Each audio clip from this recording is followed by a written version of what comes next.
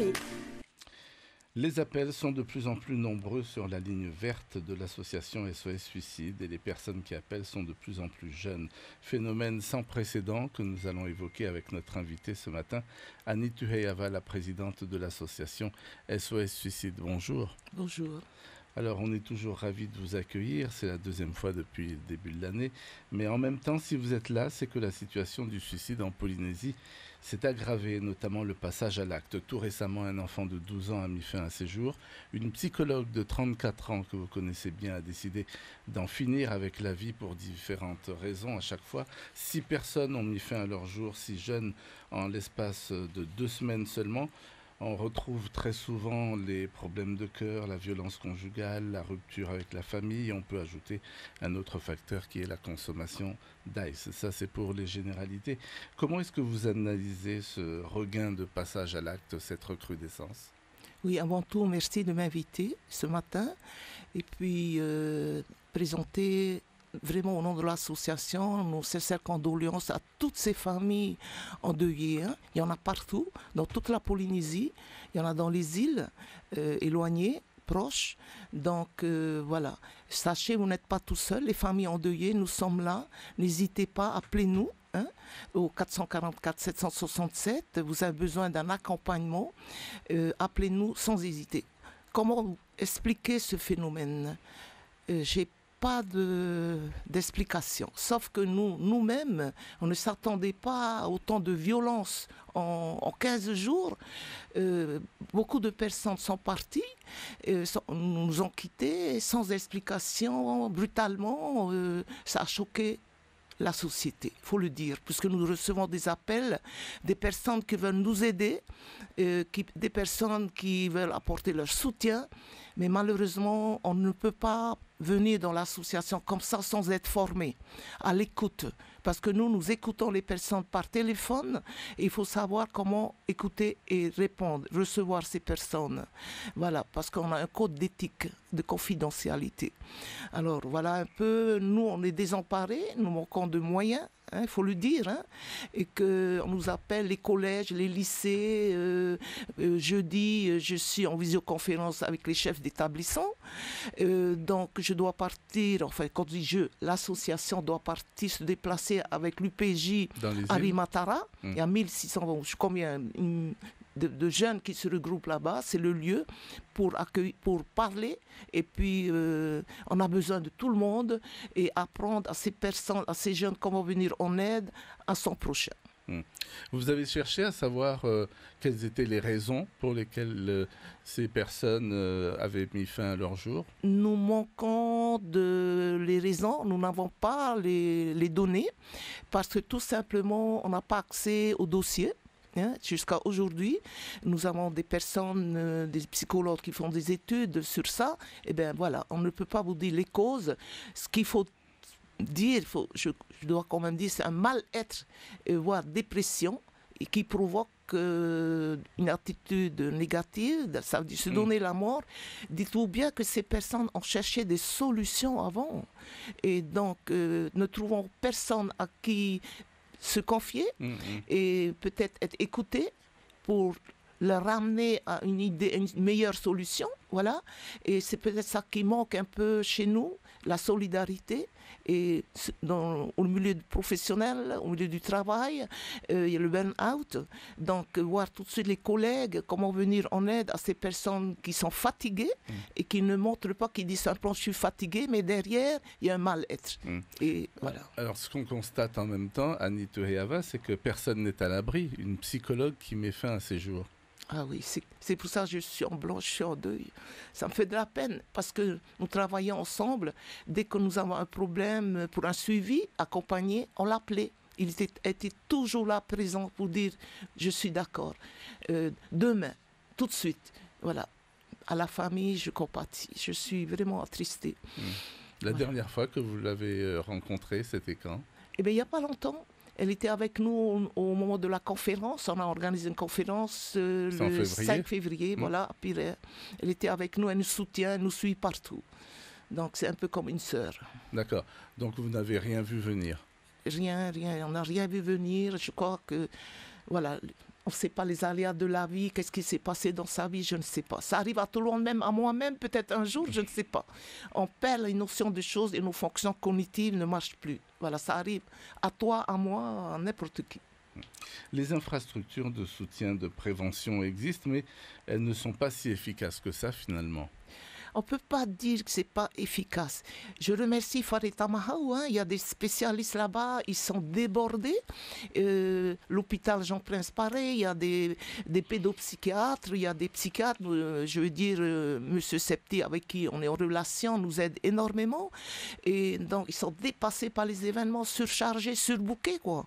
Et donc c'est à nous, chacun, dans la famille, dans la société, le lieu de profession, c'est à nous, chacun, dans la famille. Donc on apprend aux élèves à prendre en charge le copain qui est mal. Même à 14 ans, 15 ans, ils peuvent être notre sentinelle de prévention. Et je remercie la femme qui a témoigné, là, Tania, qui est devenue notre sentinelle de prévention à Mahina. Et cette jeune fille également qui a parlé de son mal-être. C'est pas facile à le dire, elle l'a fait. Voilà, donc je remercie ces deux personnes que j'ai entendu témoigner. Vous le disiez tout à l'heure, vous n'avez pas énormément de moyens. Déjà, en termes d'effectifs, vous êtes combien à aller travailler sur le terrain? Je vais vous dire, il y a 100 personnes qui cotisent, qui payent, mais c'est des gens qui travaillent. C'est des médecins, des profs, des instituts, ceux qui peuvent payer. Mais on est 6 simplement à travailler, disons, sur le plan actif. Dès qu'il y a quelque chose, les 6 personnes, on est solidaires entre nous, on se partage par équipe, par binôme. Non, on part dans les îles, on va à Tautira, on est partout présent quand on nous demande. 6, ça suffit pas. Ça ne fait pas beaucoup, mais ils ont été formés à l'écoute. Oui, mais quand même. Alors, vous voulez former des sentinelles, c'est ça, de plus en plus. Vous en êtes à combien, là, en ce moment? Des sentinelles, il y en a beaucoup, puisqu'on l'a fait dans les collèges et les lycées. Oui.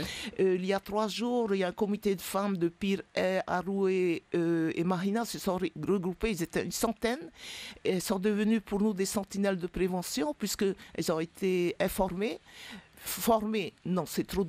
On ne peut pas former en 2 heures, mais sensibiliser à la cause et comment faire, comment venir en aide dans la famille d'abord, dans leur foyer, comment venir en aide à des personnes qui ont des pensées suicidaires, qui vivent un mal-être. Oui, parce que SOS Suicide donc, continue de s'intéresser à ces sentinelles. Alors, ce sont des personnes qui doivent présenter quel profil ? Il n'y a pas un profil type. Il n'y a pas de profil type. Il n'y a pas de profil type. Ça commence par une dépression. Ça ne vient pas comme ça, brutalement. Mais on va voir. Le premier signe, c'est l'isolement. La personne s'isole, même au travail. Il est présent, mais il a mis une bulle autour de lui. Il ne parle plus à personne. Il a changé de comportement. Il ne parle plus. Il est comme absent. Là, vous dites, il est fatigué. On va dire, il est fatigué. Faux. Prenez votre temps, le meilleur copain, le meilleur ami, va l'écouter, il a quelque chose à vous dire. Et là, vous devenez comme nous, c'est-à-dire l'écouter et peut-être nous orienter. Appelez-nous, on peut vous donner des conseils, puisqu'on travaille par téléphone. Essentiellement par téléphone. On reçoit aussi, parce qu'ils nous demandent, ils veulent nous voir. À ce moment-là, on envoie des personnes qui ont été formées, comment aider la personne à l'écoute. Oui, parce que, alors, il faut le préciser, votre ligne 444 767 est ouverte 24 heures sur 24, 7 jours sur 7, c'est ça? Tout à fait. Il y aura toujours quelqu'un au bout du fil. Il y a toujours quelqu'un au bout du fil. Le pôle de santé mentale est toujours très attendu, je vous vois soupirer. Il y a du monde qui attend à la porte, entre les malades mentaux parmi les SDF, les consommateurs d'ICE qui veulent arrêter mais qui ne savent pas comment, et puis les candidats donc au suicide. C'est une structure qui pourrait jouer un grand rôle dans le travail de prévention. C'est urgent. Voilà, je me joins encore à l'équipe soignante. C'est une urgence. On parle d'urgence. Pour moi, la santé mentale, aujourd'hui, c'est une urgence. On parle de l'obésité, on parle de beaucoup de choses, du diabète, mais c'est le mal-être qui provoque tout ce surconsommation d'aliments et tout. Donc c'est la santé mentale. Il faut qu'il y ait une écoute, que les dirigeants du pays nous écoutent, que c'est une urgence, la santé mentale. Vous avez évoqué tout à l'heure votre déplacement, notamment à Rimatara, c'est ça, dans les îles. Vous suivez la situation de près. Comment ça se passe dans les îles? Dès qu'on nous appelle, donc on programme notre voyage. Ça a un coût. C'est les subventions que nous recevons du pays et de la CPS. Nous sommes des bénévoles, mais ça nous permet de payer le voyage pour aller, par exemple, on doit aller aux Marquises, on doit aller à Bora Bora. Et tout ça est notre séjour. Donc, on a prévu le mois qui arrive, on a beaucoup de déplacements dans les collèges, les lycées. Comme c'est les vacances, donc c'est les colonies de vacances, c'est les associations, voilà. Et quand c'est la rentrée scolaire, donc on est au CJA, on est dans les collèges, les lycées. On est maintenant aussi à Gauguin, on est à Rapoto. On a mis un centre là-bas, un bureau pour écouter les jeunes. Voilà, on est en train de développer notre système de prévention. Dans les îles, c'est facile d'obtenir des données, des résultats. Les gens se confient facilement ou alors c'est encore tabou le suicide? Non, c'est pas facile, hein, parce qu'on les... Pourquoi on va dans les îles, on voit les personnes, ils demandent à être formés à l'écoute, mais ensuite, je viens de dire au début, le code de confidentialité. Il y a un code d'éthique. Ça veut dire que ces personnes, Tahiti est petit, les gens racontent beaucoup d'histoires, on parle beaucoup, c'est le silence, c'est le respect de la personne. Et si on découvre qu'il y a 2-3 personnes qui ont ce profil, on les prend comme référents pour l'association, pour nous représenter dans les îles. Alors, on l'entend souvent, on le répète souvent, les personnes candidates au suicide se referment sur elles-mêmes. Est-ce que ça veut pas dire que quelque part, il y a eu des manquements, que ce soit, par exemple, pour prendre les jeunes à l'école ou alors dans la famille? C'est difficile de parler de... Chaque famille vit à leur manière. L'environnement de la personne qui a des pensées suicidaires, on ne peut pas dire, voilà, la recette c'est ça. Tout dépend comment la personne vit, dans quel environnement. Et donc, il faut en tenir compte de quelle famille. C'est pour ça que j'ai dit une fois, on m'a interviewé, mais quelle famille polynésienne type, il n'y a pas. Chaque famille est différente, les modes de vie, de fonctionnement. Donc, comment atteindre ce public? Moi, je pense que les églises ont un rôle. Parce qu'ils sont là le dimanche ou le samedi. Donc, nous appuyons sur ces religions pour venir en aide, parce qu'eux savent quelle famille et comment ils fonctionnent. Ils ont à faire, voilà. En tous les cas, les familles ont un rôle important d'abord à jouer.